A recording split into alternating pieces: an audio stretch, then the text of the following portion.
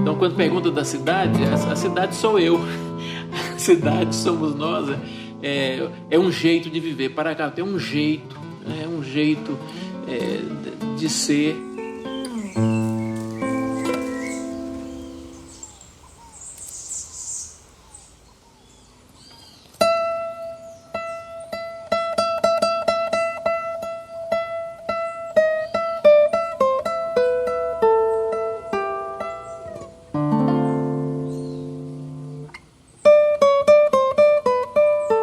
Minha cabeça é povoada de boas lembranças. E talvez seja por isso que a gente consegue escrever, compor as coisas, porque nada mais é do que o desabrochar desse turbilhão de boas memórias que a gente tem dentro da gente, né?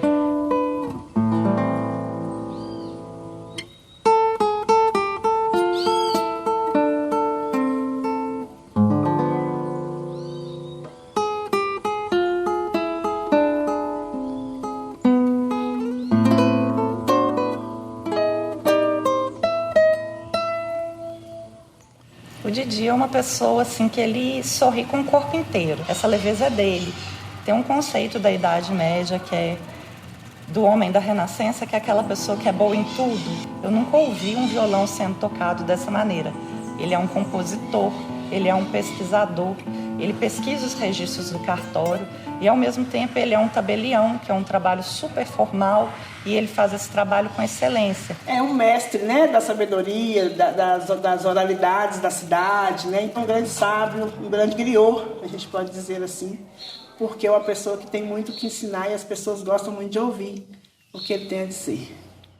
Nunca foi razão de nenhum trauma, de nenhuma inquietação, de nenhum desconforto para mim o fato de que eu ter sido um filho adotivo, né? Eu fui adotado de 3 a 6 meses, uma coisa assim, e desde a adoção, meus pais nunca esconderam, né? Você é filho de Bita, né? Da Benedita, ela é que é sua mãe, você mora aqui com a gente. Interessante que quando eu estava adolescente, eles convidaram a minha mãe de sangue, a Bita, para poder morar lá em casa, para ter a oportunidade de conviver comigo. E brinco que eu tenho uma enorme vantagem sobre a maioria dos filhos, porque enquanto eles têm uma família, eu tenho 2. Enquanto eles tiveram uma mãe, eu tive 2.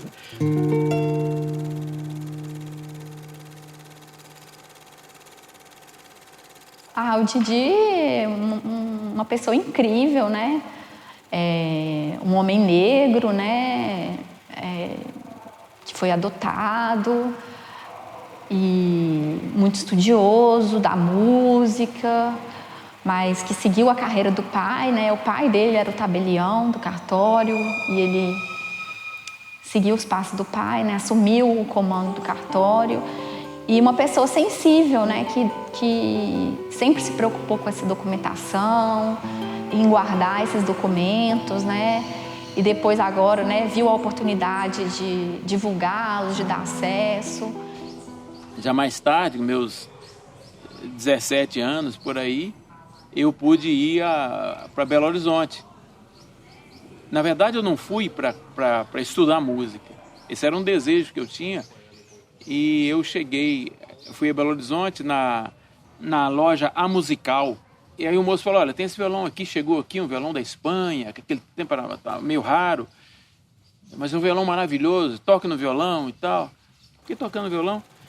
E depois de uns 15, 20 minutos, chegou um senhor de terno, sapato, bico fino, chique, um cigarro com piteira, uma pasta, de chapéu. E ele ficou parado ali uns 15 minutos me ouvindo, e eu cada vez ficando mais preocupado. Aí o susto aumentou quando ele levantou a cabeça assim e falou, menino, vem cá. Eu levantei com o violão na mão, tremendo, falei, vou levar uma bronca daquela. Me devolveu o violão e falou, olha, eu sou o maestro Nelson Piló, sou violonista e dou aula aqui.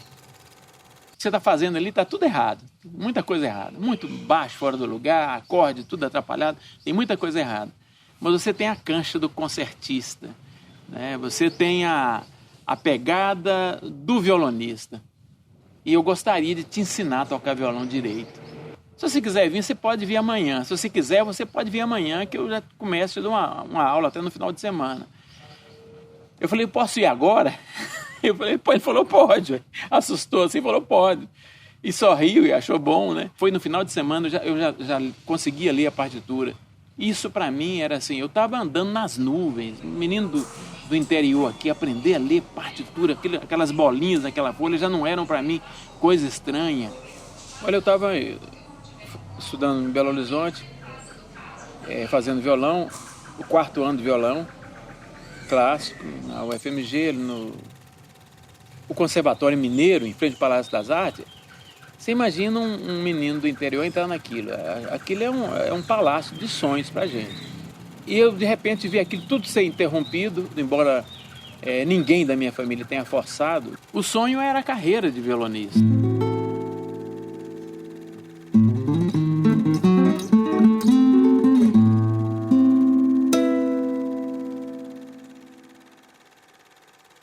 Aí eu retornei para Paracatu e comecei a trabalhar no cartório, né?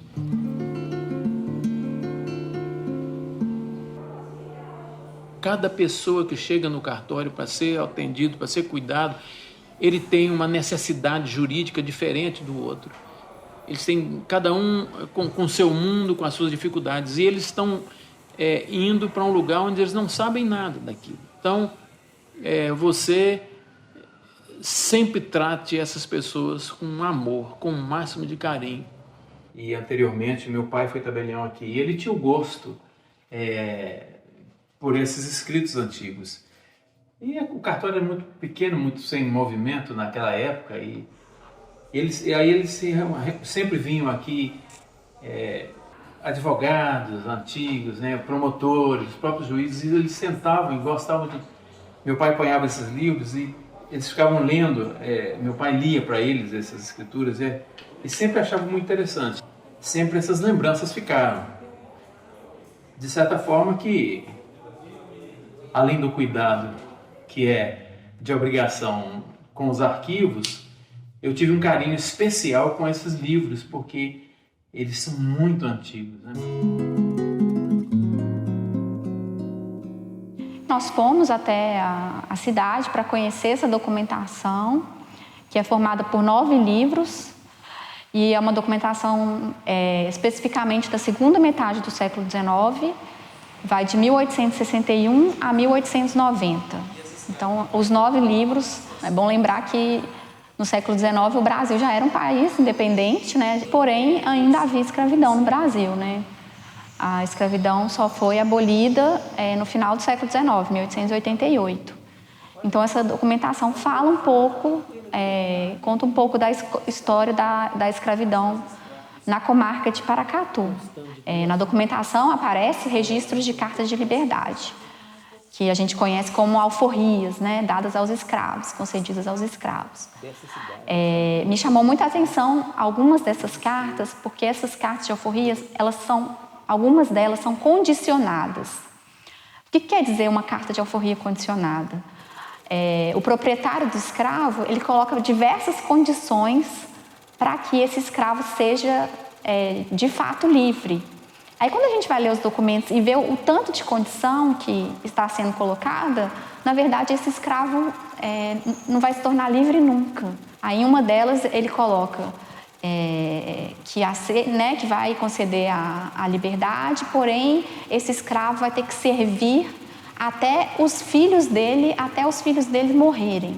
Então, só depois que os filhos do Senhor morrerem, que esse escravo está alforriado.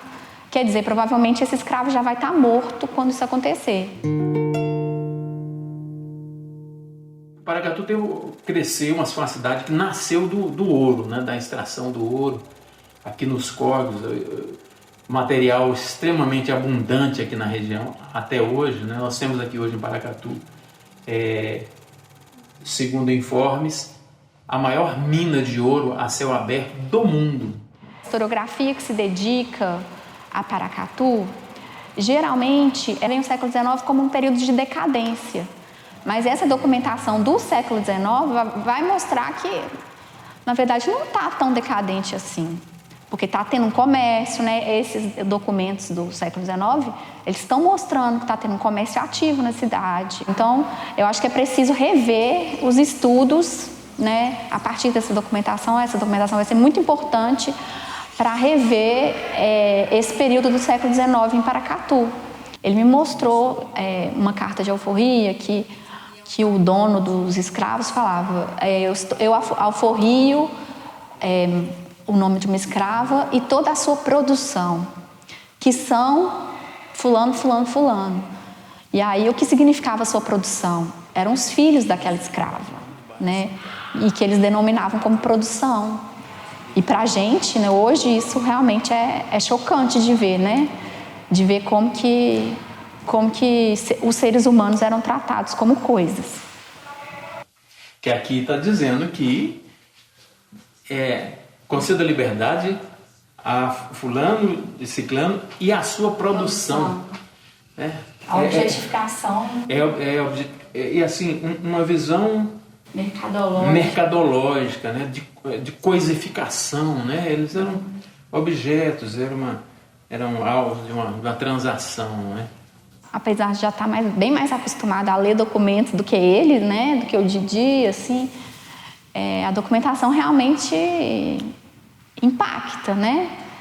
De ver essa questão de como os negros eram objetificados. Uma página que reúne tristezas, mas que precisa ser aberta e lida e conhecida, até para que coisas dessa natureza não se repitam, né? Sempre eu quis que esses documentos tivessem uma importância, não ficassem só reduzidos a gente, né?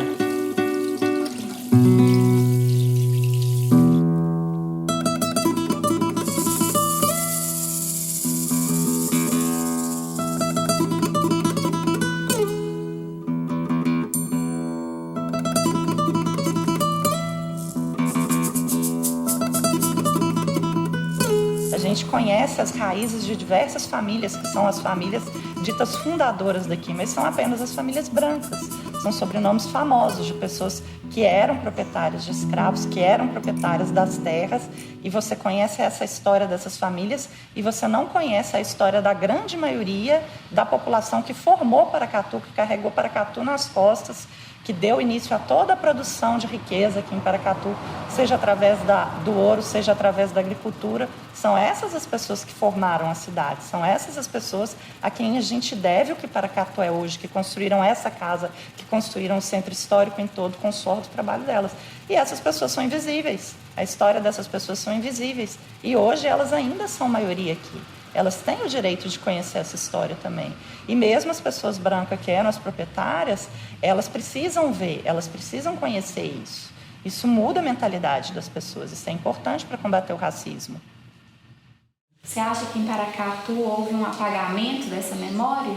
Sim, total, um apagamento, uma negação, né, dessa história que eu acho que hoje ganha muito quando se abre um leque para falar dessa temática, né, que muitas vezes foi negada por várias vezes, né? Mesmo que ele é doloroso e que ele vai passar por um processo até de indignação, mas a gente precisa falar dele. Hoje isso precisa ser natural, isso precisa ser comum, né? A gente precisa conhecer a nossa história. É um direito, né? Assim, nós somos também, a gente também faz parte desse Brasil, desse Paracatu que foi construído. É uma cidade que o hino a Paracatu fala: as igrejas na fé levantadas sob um céu de suave beleza, como se os escravos não tivessem contribuído para a construção dessas igrejas, né? Eu costumo até dizer que eu não canto o hino a Paracatu justamente porque não tem um sentimento de pertencimento, de criação, que o negro foi quem contribuiu para isso, né? Quem são essas pessoas que fazem parte desse processo de construção da igreja, de fazedores da quitanda, de contadores da história? É cômodo esquecer essa parte da história, que é uma parte que é dolorosa, que é sofrida, que envolve a crueldade de um lado e o sofrimento de outro lado, né? Das duas, uma. Ou seus antepassados estavam sofrendo, que eram escravos, ou eles estavam cometendo crueldades porque eles eram proprietários. Então, assim, todas as pessoas, todos os nossos antepassados estão envolvidos nessa história. E isso precisa ser mostrado para as pessoas de uma forma até provocativa. E o Ministério Público, ele tem um papel, às vezes, de colocar luz nisso.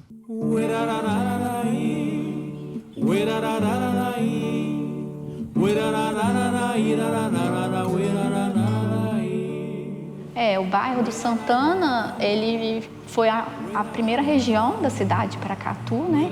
Foi onde a cidade nasceu. E é o bairro da população negra, né? Majoritariamente negra. Essa população é oriunda desses escravos, né? Dessa população que veio para as minas na época da escravidão e que continuou no local, né? Foram construindo suas famílias e continuaram residindo ali. Santana dos Alegres, nesses documentos eu descobri que o nome do bairro do Santana, antigamente, em 1800, não era Santana, mas Santana dos Alegres. Como que isso adjetiva com perfeição os moradores de Santana, meus companheiros e conterrâneos moradores de Santana. Apesar dessa escravidão lá em Paracatu ter sido dura, sofrida, né, ver pelos documentos essa objetificação do negro, né, na história, ele constata hoje que os negros ocupam um papel diferente na cidade. E isso ele faz questão de colocar, né, porque existem proeminências negras na cidade, né? Ele mesmo, um tabelião de cartório, né, muito bem sucedido, mas não só ele, né? Temos o caso de Joaquim Barbosa, que é de Paracatu, né, e foi ministro do Supremo. Com êxito. E fica sempre como um exemplo para os outros meninos. Vira uma escola, né? Na verdade, ele abriu a porta da possibilidade. Se ele pode, porque outras crianças também não poderão fazer. A possibilidade de ser. Há muitos anos, eu me lembro que eu participei de um festival de música aqui e tinha muita gente boa, vinha muita gente boa, muita, assim, de altíssimo nível. Muita gente de Belo Horizonte, Rio, São Paulo. E o júri daqui me deu, eu ganhei primeiro lugar, segundo lugar, terceiro lugar, melhor arranjo, melhor letra. Com todos os cheques. Aí quando eu subi no palco para receber aquela premiação, eu recebi todas, depois eu falei, olha, agora eu quero pedir licença ao júri. Não há nenhum desrespeito ao júri, mas eu não concordo que a música minha seja primeiro lugar, não. Então eu vou pedir licença ao júri e convidar para que venha aqui receber o primeiro lugar aquele casal de músicos da cidade. Eu os convidei, foi eles, a música deles que é o primeiro lugar, que eu estou julgando como músico, a música deles é o primeiro lugar. Foi um susto, eles subiram, entreguei o cheque, entreguei o prêmio para eles.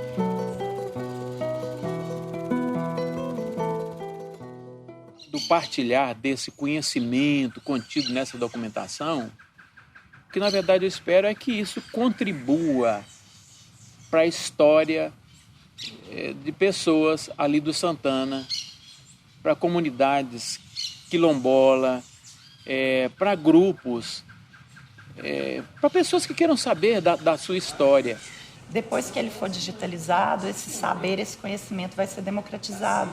Qualquer pessoa que tiver acesso a um computador vai poder manusear esses documentos, pesquisá-los, compreender, descobrir às vezes a história dos seus antepassados, da sua família, da sua origem, de como que essa pessoa veio aqui para Paracatu, do que os seus antepassados passaram, do que os seus antepassados fizeram com outros seres humanos.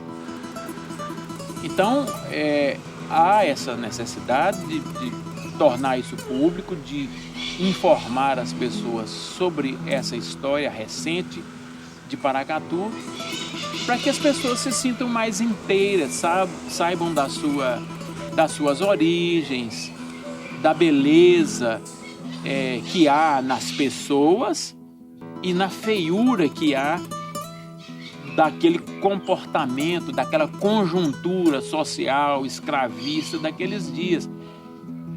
E esse saber deve sempre nos incentivar para que algo semelhante ou de qualquer natureza semelhante não se repita. É como destampar de uma vasilha.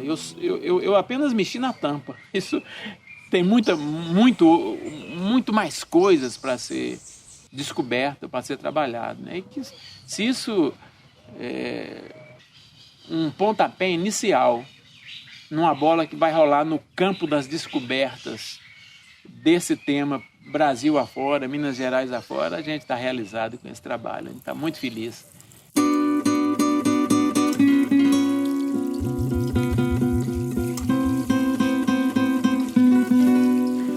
Você se considera um guardião da memória, Virgílio?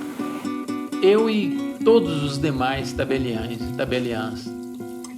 de Paracatu e de Minas Gerais, somos todos guardiães da memória. E isso é um privilégio, Isso é uma missão.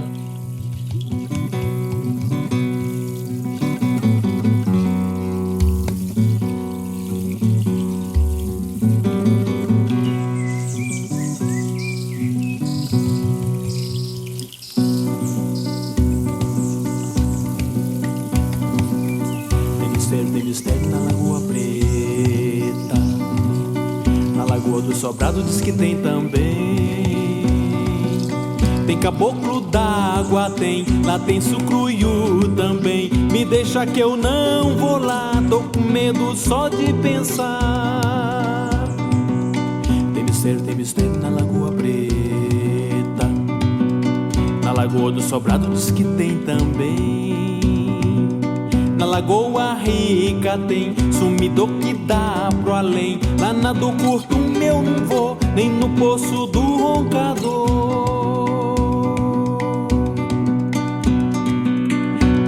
Tem mistério na Lagoa Preta. Na Lagoa do Sobrado diz que tem também. Tem caboclo d'água, lá tem sucruiu também. Me deixa que eu não